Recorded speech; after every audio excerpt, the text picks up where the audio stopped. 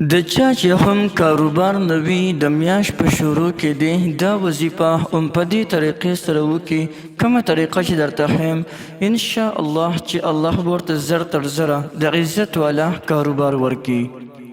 بسم الله الرحمن الرحیم. السلام علیکم ورحمة الله وبرکاته. زما وروڼو او خویندو بعضې کسان ډېر زیات بېروزګاره وي. د بېروزګارۍ د ختمولو دپاره مخکې موږ ډېر زیات وظایف ورکړي دي، لیکن نن مې یو ډېره نااشنا او ډېره عجیبه او ډېره زبردسته وظیفه ستاسو دپاره راوړې ده، او هغه وظیفه د سورې اخلاص یعنی د قل هو الله احد وظیفه ده.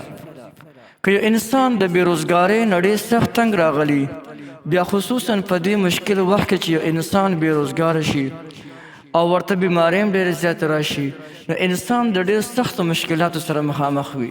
یو طرف ته کاروبار نشته، بل طرف ته بچي دي، بل طرف ته د کور خرچه ده، بل طرف ته بیماری دي، پیسې نشته، ډېر زیات مشکلات سره انسان مخامخ وي. لیکن که دا وظیفه یو انسان د میاشت په شروع کې وکړي، نو الله جل شانه به د هغه بېروزګاري ختمه کړي او الله جل شانه به هغه ته د عزت والا روزګار ورکړي، او یا به الله جل شانه ده ته ښکلې مزیدار نوکري ورکړي، یا به یو ځای کې ملازم شي، یا به الله جل شانه یو ښکلې مزیدار کاروبار ورکړي. یعنې د غیب نه به ورته الله جل جلاله اسباب برابر کړي او دا انسان به په روزګار باندې وشي. نو دونه مبارک او دومره پاورفل وظیفه ده. دا وظیفه په ظاهره باندې به تاسو ته لږ شان د ګرانه ښکاري، لیکن ګرانه نه ده، دومره اسانه وظیفه ده، ځکه چې دومره لوی لوی فواید په باندې ته حاصلې، نو بیا هېڅ ګرانه نه ده. راځئ د دې وظیفې کولو طریقه درته ښیم، ډېره زیاته اسانه طریقې ده. د دې وظیفې کولو طریقه دا ده چې کله نوې میاشت راوخیږي، هر یو میاشت وي خو چې نوې میاشت راوخیږي، د هغې میاشت کې یو وخت به ولې ته مقرر کړې، کو د ورځې کې، کو د شپې یې کې، او کو د نیمې ورځې کې، کو د نیمې شپې یې کې، د ستا خوښه ده.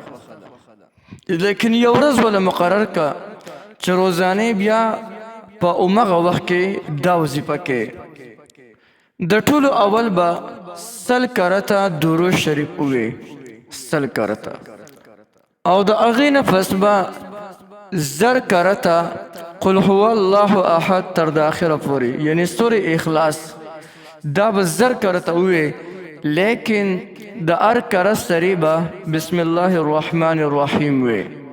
دغه رنګې 1000 کرته د بسم الله الرحمن الرحیم ختم شو، 1000 کرته د سورې اخلاص ختم شلو.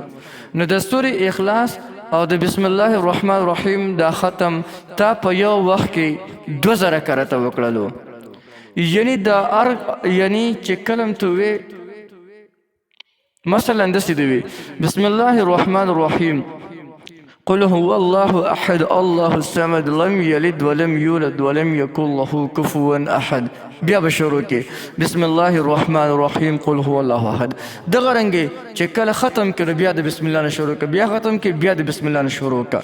یعنی په دې سره به هر کرته بسم الله الرحمن الرحیم وي. دا د میاشتې په شروع کې په لومبني تاریخ باندې وکړه او 15 ورځې یا یو میاشت مسلسل وکړه، انشاءالله چې په ښکلي مزیدار ځای کې به تا ته نوکري میلاو شي، یا به ته په یو ښکلي مزیدار ځای کې ملازم شي، او یا به د عزت والا مزیدار کاروبار تا ته میلاو شو. داسې کاروبار به درته الله جل جلاله درکړي چې د هغې نفع به ډېره زیاتي، ته به په هغې باندې عمر دپاره خوشحاله یي. نو یو ډېره زبردسته وظیفه ده، هر څوک یې کولی شي او هر څوک د دې نه پیدا اخیستلی شي.